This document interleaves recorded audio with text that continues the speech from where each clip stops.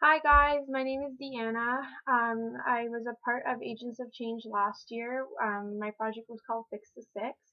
And I have put together a small video on marketing and promotion related to your project because I can't be there today for your training.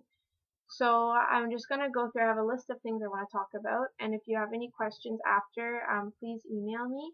My email is Deanna, Deanna, at Fix the Six, and it's Fixthe number six ix.ca. So Deanna at fix6.ca, and let me know if you have any questions, and I'll try my best to help you. Okay, so I have a couple of things here. So the list of things I'm going to talk about is logo and name, tabling events on campus. Then I want to talk about social media, apparel, and that's about it. So I have a couple items that I want to touch base on with you guys. So my first was where I started with this project is logo and name. So the logo, if you can see here, this is Fix the Six. Okay. Um, so the name is important to marketing your product, and I think that the name has a lot to do with why Fix Six picked up so quickly because the name it has three kind of good qualities to it. It's relevant with what's going on in Toronto today. It is self-explanatory, and it's fun to say, and it's catchy. So if you can fit those three qualities into a name for your project, I think you'll be off to a good start.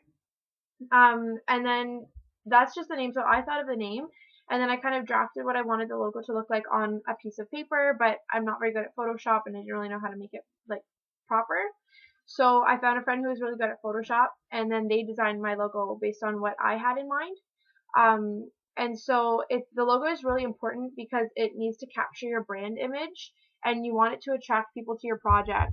So like this kind of sums up what we do and what it is, because you can tell Fix the Six, okay, it's something to make Toronto better, but then it captures the brand image with like kind of like the black and white, the skyline. So your logo really has to draw people into your project, because if it's not catchy and it's not fun to say, and it doesn't grab people, then you won't have people wanting to learn about that mission because they kind of like pass by what you had to offer in the first place. Okay, so then my next point is tabling events. So we did a bunch of tables at York, and we still do them at summer festivals and different university campuses now. So we give out a couple things. So the first thing was stickers. So what I just showed you is a sticker. There's a sticker here, and then I got sticker U. Sorry, the logo is here. Sticker U to sponsor these stickers, and they gave us the promotional packages that have kind of like temporary tattoos and like Batman stickers in them and stuff like that. But they gave us our stickers for free. So I just sent a general email to the website, and I sent them also my Agents of Change proposal, because this was before my own website was live. It was before Fix the Six had started. I was still in the planning phases. So I sent them an email on their website, and then they got back to me. They sponsored me the stickers. They gave me these promotional packages, which is good to give something like pretty tangible to people at a table, like something kind of bigger. So yeah, so stickers, and we continue to hand those out. What I was going for marketing with these was I wanted them on the back of laptops at libraries. And a lot of my friends started picking them up and doing that, which is kind of cool because stickers travel far. And even to be put up around Toronto, like our photographer was doing that for a while. Just because a lot more people will pass it by, right? It's like pretty much free marketing. Then we also gave out buttons, which were huge and very helpful. Okay, so I have this one here. And so the website is on the edge too, fixthe6.ca. And so these are from Crucial Pins at Queen and Spadina. So they were really inexpensive, and I just got this from, I asked another nonprofit what button maker they use, and they use this one. And it's good for pickup to save on shipping because it's at Queen and Spadina. Sticker U is in Liberty Village, so you can pick those up too. And the buttons were really handy because in terms of marketing, like they go far.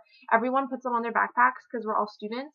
And then I had people being like, oh, I was at Jurassic Park watching Raptors playoffs, and I saw someone with Fix the Six sticker on their bag, or I saw someone with a button at the X. So they travel far to try and raise brand image awareness of what you do. Then we did lollipops with these tags. So we put these tags on the handle of the lollipops, and it has our social media handles on the handle of the lollipop, haha. And so these are super low cost. This is literally paper and tape. and then the lollipops we got at Bulk Barn. So we would hand those out, and it would be a good way to get people to the table, like, hey, do you want a free lollipop, and learn about 66? And then people have something to walk away with where you ask them, like, specifically, like, follow us, and then they have it in their hands. Okay? So that was super easy, and just get volunteers to cut these out and tape them, like, give people something to do. People always want to help, and that's an easy thing people could do to help you. And then at the tabling events, we also had a big stand-up sign that I got, like, kind of the things that clubs have, because I thought it would make us look more legitimate and draw attention and, like, have our logo super huge, and it was really good. I'm blanking on the printing name because I only thought of that right now, but it's on Chesswood at Keel and Finch, and also you can pick it up. So I tried to save on shipping for all the things I did. I'm pretty sure it's called One Stop Print. It's called onestopprint.ca, and the guy's name is Quinn. So he's the cheapest one in Toronto. Trust me, those stand-up signs, I think I paid only like $100, and then everywhere else are like $160. So I really did my research to save money there. Oh, and then also we gave out postcards. Okay, so this postcard, and then on the back is the new version that has like the details of our programming, and also has our social media handles there, and then like website and stuff. But the original postcard was this exact same front, and then on the back had all the places to donate gift cards across campus. So there's something tangible for people to be like, oh, I really like what you do. Where can I drop and help? And then they knew exactly, like, drop off gift cards at these student council offices. So I'd recommend something like that because it's heavier and I don't know, it's cool. And even I had people coming up, see how marketing works? I had people coming up to me being like, I saw one of these on the student center and I thought it was so cool and I'm glad I found your table. So because the logo is good. So if you try and you got to make your project really appealing, because if people like the brand image, then they'll fall in love with what you're doing, because what you're doing is incredible and heartfelt and good work anyways. But you need something to attract people to what you're doing, and I think that was the reason why we're still kind of going, and we kind of were able to like run before we were walking, because people liked how it looked, which is, you know, if it attracts people to it, so it is what it is. Okay, so then social media. This will be a huge headache. So you need to get someone to take this over for you, possibly 2 people. I don't do any of the social media myself. So what I did was Twitter and Facebook are basically reflective of one another. They follow the same type of like posting outline. So what I did was I wrote up the social media outline for our Twitter and Facebook curator to follow, and it includes 3 parts that are our brand image. It's consistent. So it's updates on the organization. So when we give out gift cards, when we collect Raptors tickets, information about Toronto, like, oh, like, whenever all the skating rinks are open in Toronto this weekend, hope you have a great weekend. It's stuff like that, like from Blog.to, because it's just consistent with who we are. We are a Toronto-based organization. And then third is information about homelessness and poverty in the city. So it would be like when poverty reduction reports get released, when city council takes an action to support the homeless community of Toronto. So it's organization, but then it's also Toronto, and then it's also homelessness.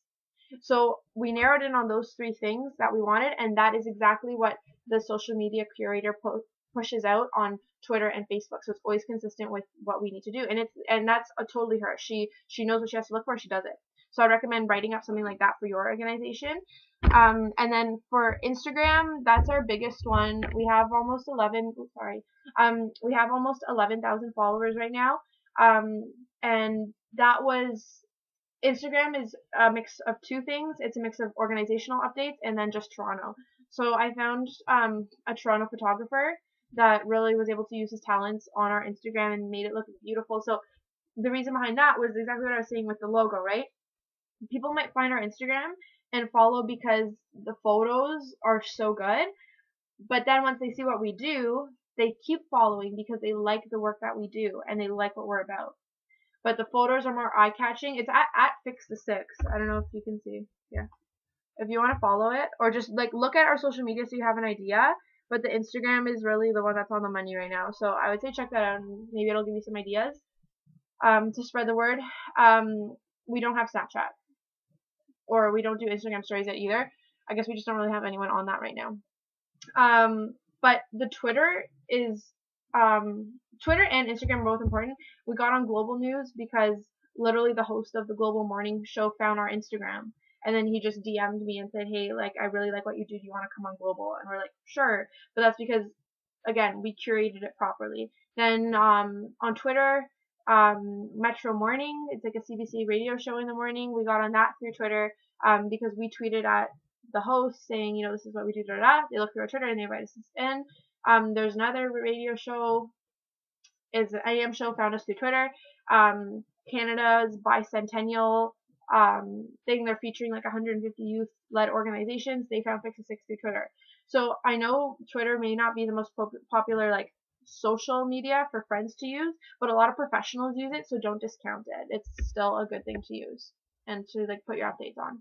We only have like 200 followers on it anyways, but people still find us through there. So like just, you know, take that, do what you will with it. Apparel. So the apparel was it just started as these. So ignore the writing at the bottom. This is like mine, but the new ones don't have that writing at the bottom. So it was mostly like a volunteer uniform. So I wanted all my volunteers on campus to have this when we were doing our pilot project. But it turned out as a really great way to market and fundraise because our volunteers were wearing the sweaters all across campus. And then I had people from all different classes, my friends, asking to order them. So it was really good because it was just spreading word. People wear them otherwise.